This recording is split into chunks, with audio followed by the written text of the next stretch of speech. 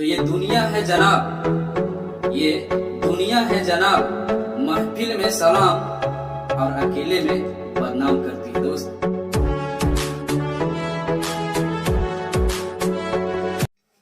चलो देखेगा दोस्त, पिछले क्लास में हम सब देखे थे समतल दर्पण का पूरा उसका गुण देखे थे। समतल दर्पण किस भाग से कलय किया जाता है, समतल दर्पण का फोकस दूरी क्या होता है, बहुत सारा ऐसा देखे थे, है ना। तो आज देखते हैं समतल दर्पण का उपयोग, जो कि एग्जाम में बहुत बहुत इंपॉर्टेंट है। इसे ऑब्जेक्टिव में एक प्रश्न मिल ही जाता है। ठीक है, चलो यहाँ से समझते हैं, ध्यान से देखना। समतल दर्पण का उपयोग में देखेगा, पहला नंबर क्या है, समतल दर्पण में उपयोग किसमें करते हैं, श्रृंगार में, है ना। क्या करते हैं, श्रृंगार में। देख रहा, अगला क्या है, पेरिस्कोप। क्या है, पेरिस्कोप। ध्यान देगा, पेरिस्कोप क्या है ये समझना है ध्यान से थोड़ा सा, ठीक है।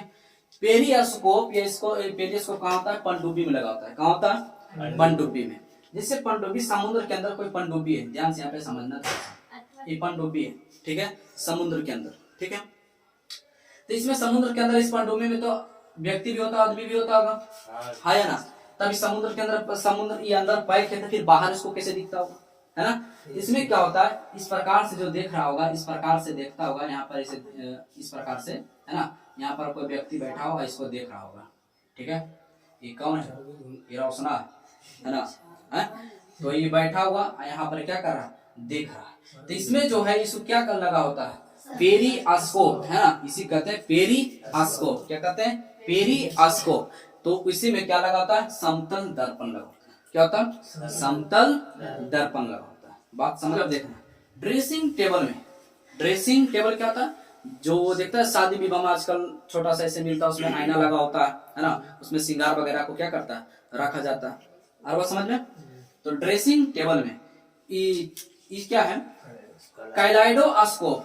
कैलाइडोस्कोप में, कैलाइडोस्कोप सब इस्तेमाल किया होगा बचपन में, है ना। देखा होगा छोटा से जो दूरबीन बोलता है, इस प्रकार से जैसे घुमाते हैं, देखा है, इस प्रकार से पकड़ के जो घुमाते हैं, इस प्रकार के आप देखते हैं, उसको क्या कहते हैं, कैलाइडोस्कोप कहते हैं। क्या कहते हैं, कैलाइडोस्कोप। उसमें भी क्या लगा होता है, समतल दर्पण लगा होता है। कोई दिक्कत यहाँ तक, हमारी बात समझ में आ रहा है या नहीं, समझ रहा है बात को। जैसे देखा बाहुबली, देखा है, बाहुबली मूवी देखा होगा, तो उसमें देखता है इस प्रकार से करके देखता होगा, देखा ना। तो क्या है, कैलाइडोस्कोप, कैलाइडोस्कोप। अगला देखना है, सजावट के सामग्री में, सजावट के सामग्री में छोटा छोटा समतल दर्पण का है ना, गोला, चौकोर, त्रिभुज जैसा भी हो बना लेगा, या कोई कपड़ा हो, कोई सजावट, शादी विवाह का समारोह हो, है ना, उसमें क्या होता है, सजावट की सामग्री में सब क्या करता है, समतल दर्पण का उपयोग करता है ना। चमकता है, परिवर्तन होता है, तो थोड़ा अच्छा लगा, आकर्षक लगता है देखने में। समझ रहा बात को। तो समतल दर्पण का उपयोग समझ में आ गया, किसमें किसमें करते हैं, श्रृंगार करने में, पेरिस्कोप में, ड्रेसिंग टेबल में, कैलाइडोस्कोप में, सजावट के सामग्री में। कोई दिक्कत यहाँ तक दोस्त नहीं। आगे बढ़ते हैं, अगला यहाँ से प्रश्न है, प्रतिबिंब। बोले तो इमेज किसे कहते हैं, क्या कहते हैं, प्रतिबिंब किसे कहते हैं। तो ध्यान से समझना, प्रतिबिंब किसे कहते हैं। प्रतिबिंब किसे कहते हैं कि किसी वस्तु से आ रही प्रकाश की किरणें, किसी वस्तु से आ रही प्रकाश की किरणें या परावर्तन या अपवर्तन के बाद, अपवर्तन नहीं भी बोलेगा तो चलेगा, है ना, परावर्तन के बाद जिस बिंदु पर संसरित होती है या उस बिंदु से अपसरित होती है, होते हुए प्रतीत होती है, उस बिंदु को वस्तु का प्रतिबिंब कहते हैं। क्या कहते हैं, प्रतिबिंब कहते हैं। क्या कहते हैं, प्रतिबिंब कहते हैं। जैसे समझो परिभाषा, देखो परिभाषा हम इसमें तुमको तीन तीन परिभाषा लिखा है कि ताकि कभी भी कंफ्यूज ना हो, तुमको कोई भी एक परिभाषा बोल देना, अभी एक परिभाषा और इसका हो सकता है, ठीक है, तो हम वो बोल देंगे, समझ जाएगा। तो तुम ये परिभाषा को बोल सकता है, इसको बोल दो, देखो अथवा हम करके लिखते हैं, तुमको इच्छा ये वाला तो ये वाला बोल दो, तुम्हारा इच्छा ये है तो ये वाला बोल दो, कोई दिक्कत। तो हम इसमें क्या तीन तीन परिभाषा लिखा है, ताकि इसलिए लिखा है कि कोई डाउट ना हो, कोई कंफ्यूजन ना हो। और बात समझ में। देखो अब हम कहें किसी वस्तु से आ रही प्रकाश की किरणें परावर्तन या अपवर्तन के बाद जिस बिंदु पर मिलती है या मिलती हुई प्रतीत होती है, मिलती है या मिलती हुई प्रतीत होती है, उस बिंदु पर बना प्रतिबिंब, उसे क्या कहते हैं, प्रतिबिंब कहते हैं। मिलती हुई प्रतीत होती है तो उसे क्या कहते हैं, उस प्रतिबिंब कहते हैं। और बात समझ में कोई दिक्कत यहाँ पर? या फिर इसी को कह सकते हैं, यदि किसी वस्तु से आ रही प्रकाश की किरणें जिस बिंदु पर कटती है, क्या कटती है, यहाँ पर मिलती है, मिलती की जगह पर क्या क्या बोल देंगे? आ गया, मिलती है, इसको जगह पर क्या कह देंगे? कटती है या कटती हुई प्रतीत होती है, कटती हुई प्रतीत होती है, उस बिंदु पर बना प्रतिबिंब क्या कहलाएगा? प्रतिबिंब कहलाता है। और समझ में, उसे क्या कहेंगे? प्रतिबिंब कहेंगे। या तुम्हारा इच्छा जो तुमको सरल लगे, है ना, हमको तो ज्यादा अच्छा लगता है, तब इसी को याद रखते हैं, ठीक है, तुमको जो अच्छा लगे।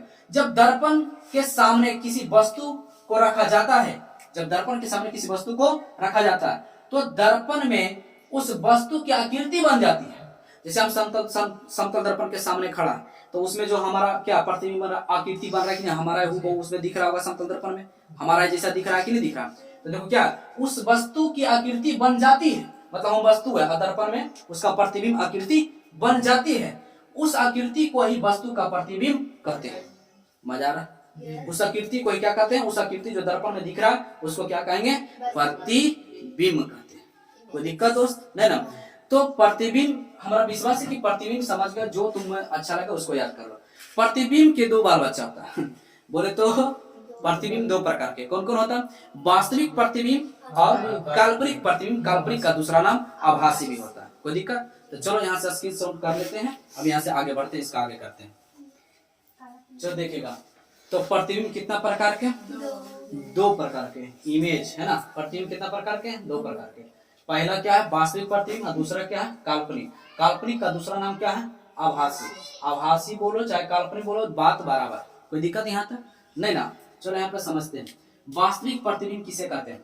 जब किसी वस्तु से आ रही, जब किसी वस्तु से प्रकाश की किरणें परावर्तन के बाद जिस बिंदु पर वास्तव में मिलती है, वास्तव में क्या होता है?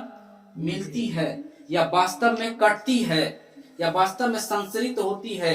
आप समझ में, जो भी तुम इस जगह पे जो भी तुम अपना सेंटेंस को लगा सकता है, ठीक है। अभी कहा कि 3 को परिभाषा बताए थे ना, जो तुमको अच्छा लगा सकते हो। तो वास्तव में मिलती है, वास्तव में कटती है, वास्तव में संचरित होती है, उसे वास्तविक प्रतिबिंब कहते हैं। कोई दिक्कत नहीं ना? समझ में आ रहा है ना दोस्त? इसे पर्दे पर उतारा जा सकता है, इसे पर्दे पर उतारा जा सकता है, ठीक है।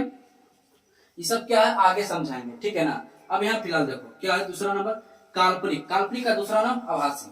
इसको क्या कहते हैं? काल्पनिक प्रतिबिंब किसे कहते हैं? जब किसी वस्तु से आ रही प्रकाश की किरणें परावर्तन या अपवर्तन के बाद, है ना, जिस बिंदु पर मिलती है, मिलती हुई प्रतीत होती है ना। यहाँ पर क्या है?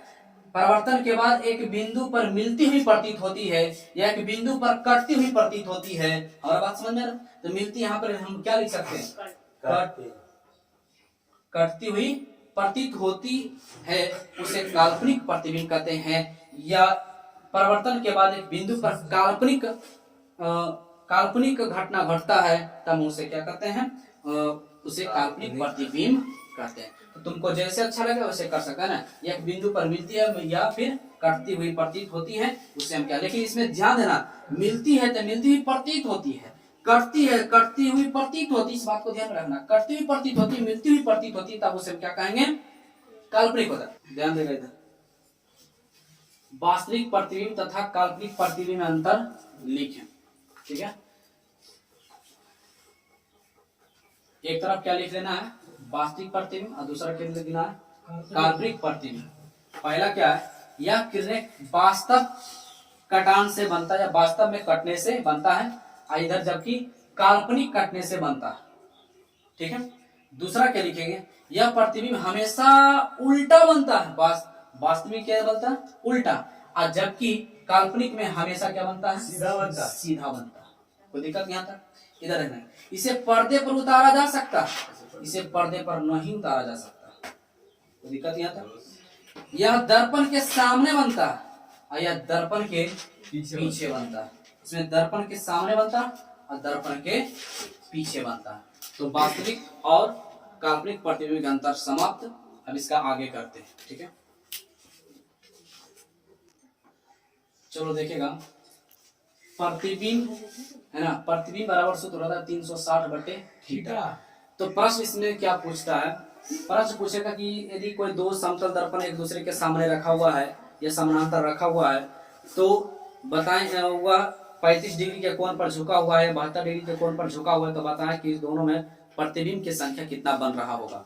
तो ऐसा प्रश्न पूछता है। तो यहाँ पर देखेगा कि प्रश्न क्या है, यदि कोई समतल दर्पण एक दूसरे से 36 डिग्री कोण पर झुका हुआ है तो प्रतिबिंब की संख्या क्या होगा। 36 डिग्री का झुका हुआ है तो यहाँ पे देखेंगे ध्यान से, प्रतिबिंब बराबर सूत्र होता है, प्रतिबिंब बराबर सूत्र होता है, क्या होता है 360 बटे थीटा। यहाँ पे 360 तो यूं रहेगा, जो थीटा मान दर्शाता है, जो कोण दर्शाता है डिग्री, वही थीटा का सूचांक है, यही थीटा समझेंगे। ठीक है, तो थीटा यहाँ पर कितना 36 डिग्री कैंसिल, तो कितना बचा 10। अब यहाँ पर 10 क्या है, 10 जो आया सम संख्या है ना। यहाँ पे देखो लिखा है सम हो तो उसका उत्तर क्या होगा, एक घटाकर। बात समझ में? अगर सम हो तो उसका उत्तर क्या होगा, एक घटाकर। क्या होगा, एक घटाकर। 10 है तो 10 में से एक घटाएंगे कितना बचे 9। मतलब इसमें प्रतिबिंब की संख्या कितना बन रहा होगा, 9 बन रहा होगा। बात हमारा समझ में आ रखा। अच्छा ठीक है, अगर यहाँ पर समझे, यदि कोई दो समतल दर्पण एक दूसरे से 72 डिग्री कोण पर झुका है तो प्रतिबिंब की संख्या क्या होगा। तो प्रतिबिंब के सूत्र होता है 360 बटे थीटा। तो 360 बटे थीटा कितना हुआ 72। तो यहाँ पे देखें 36 दूनी 72, ऊपर का 0 बचा, 0 बोले तो 10 बचा हुआ, तो 10 बटा 2 कितना बोले तो 5 दूनी 10, मतलब ये कितना आया 5। कितना आया 5। 5 सम है कि विषम है, कितना है विषम है। तो देखो विषम हो तो उत्तर वही होगा, मतलब 5 ही आंसर। कितना का भागा दे नहीं आया होगा, तो भागा दे लेगा ना। तो 360 में 72 से भाग देंगे तो कितना आएगा 5 आएगा। कोई दिक्कत यहाँ तक नहीं ना। तो 5 जो आया विषम संख्या, इसलिए वही आंसर होगा। कोई दिक्कत? अगर तुमसे कोई कहा दे कि 12 डिग्री पर झुका हुआ है, कितना डिग्री पर 12 डिग्री पर, तो हमको एक बात बताओ, 12 डिग्री बोलता है प्रतिबिंब का सूत्र क्या होता है, प्रतिबिंब बराबर 360 बटे थीटा। था थीटा हम कितना बोले 12 डिग्री, तो 12 तिया 36, मतलब कितना 30 डिग्री। 30 सम है कि विषम, सम है, इसलिए एक क्या होगा घट जाएगा। इसका आंसर कितना 29 हो रहा। कोई दिक्कत यहाँ तक? अरे बोलना। चलो मैं विश्वास है कि आप अच्छी तरीका से समझ गए होंगे, है ना। तो मिलते हैं अगले वीडियो में, तब तक ले दोस्त खुश रहें, खुशियां बांटते रहें, हंसते हैं और हंसाते रहें। तब तक ले दोस्त।